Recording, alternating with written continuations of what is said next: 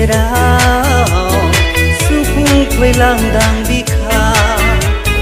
गोरबोनि अननाय लाना तिथि खालु फाव होना मानो गोसो जोंनि रंजाखांदों मानो गोसो जोंनि गोरोबलायदों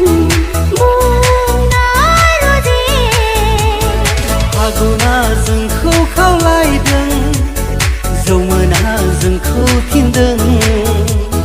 फागुना जोंखौ खावलायदों जौमोना जोंखौ थिनदों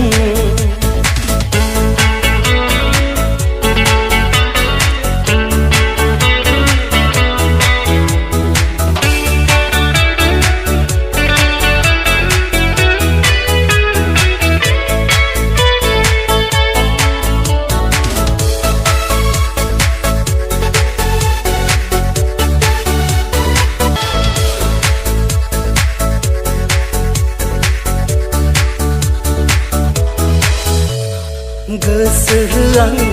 गोरबो आंनि अननाय नोंनि लानानै थांनि उसिफावनाय गोरबोखौ लानानै रजे आं बहाय थालांनो गोसो आंनि गोरबो आंनि अननाय नोंनि लानानै थांनि उसिफावनाय गोरबोखौ लानानै रजे आं बहाय थालांनो